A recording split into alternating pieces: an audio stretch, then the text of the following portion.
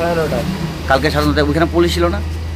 Checking মেশিনে গাড়ি গাড়ি চেকিং হওয়ার পরে ওরা ধরতে পারছে না? না, কি নাম আপনার? আপনার নাম? কিভাবে চেকিং করছিল ওরা? গাড়িতে দিয়ে দেখছেন লোহা তোহা দিয়া? এরপরেও পাইছে না? আজকে আমাদের কাছে আপনার গোপন সূত্রে আমাদের মুঙ্গিয়াঘামী থানার যে বড়বাবু আছেন ওনার কাছে একটা গোপন সূত্রে খবর আসে যে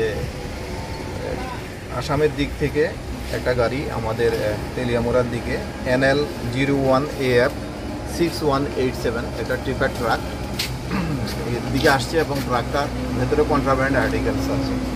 তো অ্যাকর্ডিংলি আমার বড়বাবু বিষয়টাকে আমাকে জানিয়েছেন, আমাদের অথরিটি এসপি স্যারকে জানিয়েছেন, পাশাপাশি তেলিয়ামুড়া যে এসডিএম স্যারকেও জানিয়েছেন, ইনফরমেশন দিয়েছেন এবং ওনাকে রিকোয়েস্ট করেছেন যে একজন এক্সিকিউটিভ ম্যাজিস্ট্রেট আমাদেরকে প্রোভাইড করার জন্য।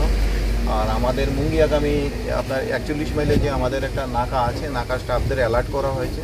তো গাড়িটা আমরা ভোর নাগাদ এখানে আমাদের নাকার সামনে ডিটেন করার পরে এটাকে কর্ডন করে রাখি এবং এসডিএম সাহেবে যে একজন এক্সিকিউটিভ ম্যাজিস্ট্রেট পাঠিয়েছেন এবং ব্লক থেকেও আমরা 2জন স্টাফ নিয়েছি, ইন্ডিপেন্ডেন্ট উইটনেস কল করেছি। তারপরে আমি নিজে এসেছি, বড়বাবু সহ এক্সিকিউটিভ ম্যাজিস্ট্রেট সহ আমরা সবাই যখন গাড়িটাকে কর্ডন করার পরে দেখলাম গাড়িটাকে স্টোন চিপসে গাড়িটা লোডেড আছে।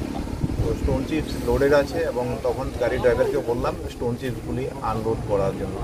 তো যখন স্টোন চিপসগুলি যখন গাড়িটা থেকে আনলোড করা হলো তখন আমরা গাড়িটার ভেতর থেকে গোলাপি রঙের প্লাস্টিকের কালারযুক্ত 54টা স্যাক আমরা পেয়েছি। আর এখানে আরেকটা জায়গাতে আমরা 18টা স্যাক পেয়েছি।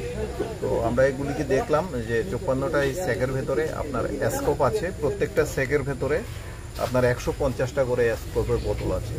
তো এখানে প্রায় 8100টি স্কোপের বোতল আছে। আর ফ্যান্সি ডিলোর যে 18টা ওই দিকের যে 18টা আপনি দেখতে পাচ্ছেন সেই 18টার ভেতরে আপনার 100টা করে আছে। এখানে প্রায় 1800 মতো ফ্যান্সি ডিল আছে, অর্থাৎ প্রায় 9900-র মতো মাল এখানে। বাজার মূল্য কত হবে? এখানে বাজার মূল্য আপনার বললে প্রায় 50 লাখের উপরে হবে। চালক এবং গাড়ির যে সহচালক ওনাদেরকেও আমরা আমাদের কাস্টডিতে নিচ্ছি। কোথা থেকে মাল এসেছে এবং কোথায় যাচ্ছিল?